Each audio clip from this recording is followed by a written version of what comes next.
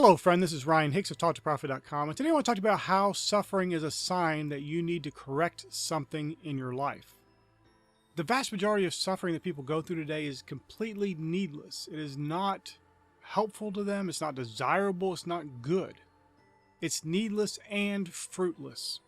The only exception to this would be that some of the suffering will sometimes cause people to wake up, to awake to righteousness, and start doing things differently. Some people recognize, I don't like this result, so let me change the thing I'm doing that keeps getting this negative result. But most people don't do that. They blame circumstance, they blame other people, they blame this, they blame that, never looking to themselves to figure out what are they doing that is causing this result. And let me delineate the differences between some suffering that can happen that is not caused by you, and the vast majority of suffering that goes on today that is directly caused by you and your choices.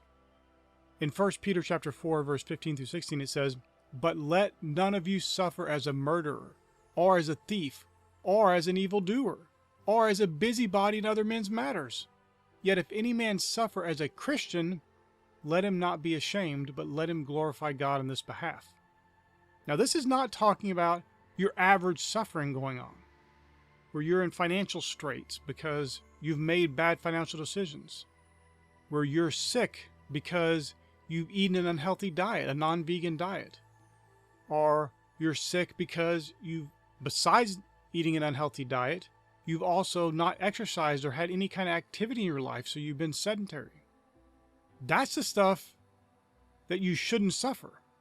You don't suffer as a murderer, as a thief. Basically, you don't do wrong things. You shouldn't be doing those things in the first place, so you shouldn't be reaping the results of the people who do those things. But persecution or suffering as a Christian, which is less today than it has been any time in the world. I know there are places in the world where it's really bad, but probably if you're watching this, you probably are in an area where you can practice your Christian faith fine. No one's going to put you in a guillotine. No one's going to persecute you. They may say a snide remark or something, but that's about it. That's not even suffering. I hear people talk about, well, you know, my boss made fun of me about my having a Bible on my desk. That's not suffering. That same boss probably makes fun of other people for other things that have nothing to do with faith. That's just who they are. That's just that kind of person. And you're attracting that into your life in the first place.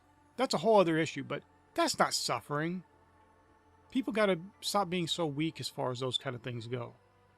A little bit of criticism or ridicule or whatever is not suffering. Come on, please. There are real suffering that has occurred in life and real suffering that is occurring today. That's not it. And Jesus said in Matthew chapter 5, verse 11 to 12, "Blessed are ye when men shall revile you and persecute you and shall say all manner of evil against you falsely for my sake. Rejoice and be glad, for great is your reward in heaven. For so persecuted they the prophets which were before you." Now notice that very important three words, for my sake.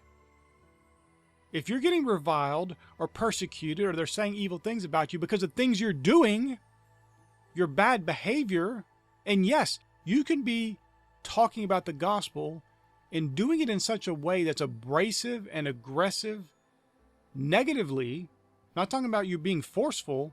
There's a boldness, a righteous boldness that comes with speaking the truth. But I'm talking about where you're just being nasty and aggressive for no reason. That's not being persecuted for his sake. That's you taking something and warping it into something that you're using as a tool against other people. You're not looking for the good. You're not trying to do good in that situation. And any persecution, reviling, or evil speech against you is deserved. You've earned that. So don't pretend. There's some of these people who get out there. I've seen street preachers. A lady's walking by. She's dressed immodestly. Okay. And he's yelling at her, calling her a whore, or calling her a harlot, or all these names. And then because the husband punches him or is aggressive toward him, he says, "Look how persecuted I was." Come on, my friend. You speak evil of another person, especially aggressively, and you're name calling it like a child, you're going to get some negative results. That's not preaching the gospel. Look at Jesus' life. Did he do that? The only people he even got really forceful with were the religious leaders. But with average people, he was loving and compassionate. He spoke the truth in love. You're not speaking the truth in love when you're lambasting people and insulting them for no reason. So that's not the persecution that comes from being a Christian either.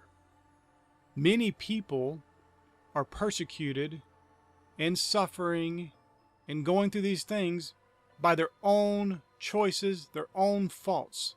This is why 1 Peter chapter 2 verse 20 says, "For what glory is it, if, when ye be buffeted for your faults, ye shall take it patiently?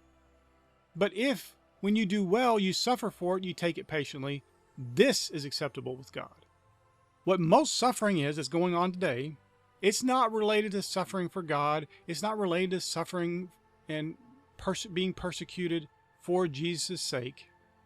It is self-caused faults that people are getting results from. They're reaping the harvest from.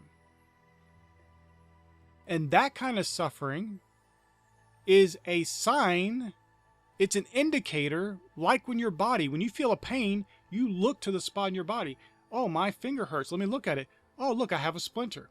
You know what the problem is. You know that there's something you need to do. You need to pull the splinter out. Or if you have a cut, you look, yeah, your leg hurts. You look at your leg, you have a cut. Oh, I need to bandage that up. You realize the pain tells you there's a problem, so then you immediately go to implement a solution. And yet with suffering, people do nothing. They blame God, they blame the devil, they blame their neighbor, they blame their husband, they blame their wife, they blame their kids, they blame their boss, they blame whoever. And they never look to see, what is the root cause of this? What am I doing wrong that has caused this suffering?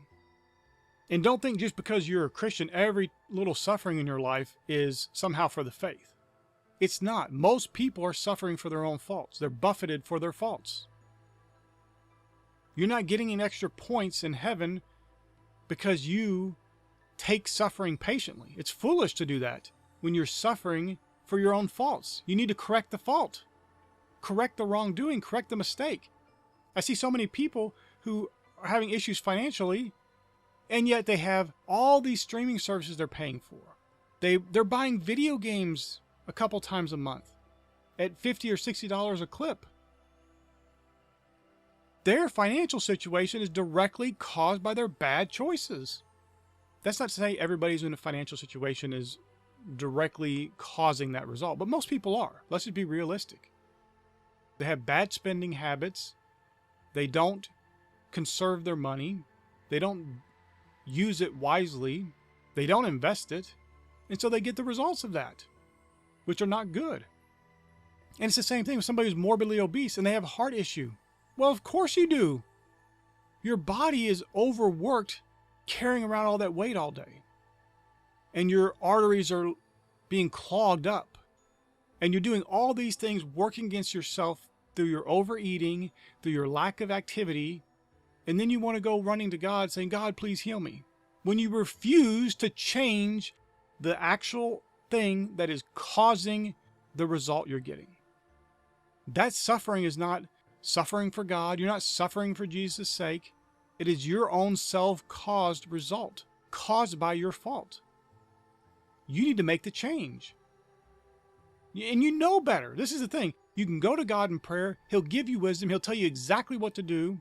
You'll know inherently what to do and start doing it. But you already know what to do. That's the thing. That's why you're getting this negative result. You know what to do. You know you need to eat less. You know you need to eat a vegan diet. You know you need to eat less processed and junk foods. Or none, hopefully. And you know you need to move more. You're not suffering for some cause. Except for the cause of your fault and your indolence in this matter. Not choosing to correct the fault. So my friend, if there's some suffering going on, you look at your life and you're saying, man, I sure am suffering. I want you to really think and ponder and seek God for His wisdom on what is causing the suffering. I'm not talking about persecution for your faith. I'm talking about the average suffering, the needless suffering that most people go through. What is it? Is it a belief? Do you believe that you're supposed to be poor? Do you believe you're supposed to be fat? Oh, my parents were fat, so I'm supposed to be as well. And so you've taken up their eating habits. You've taken up their indolent lifestyle, and you're getting the same results. That's not what you want, though. So make the changes you need to make. Look at your life, examine it, go to God in prayer, and believe and receive the wisdom of God for that situation, and start making the changes immediately as you get the revelation. My friend, I pray this is a blessing for you. May God bless you richly.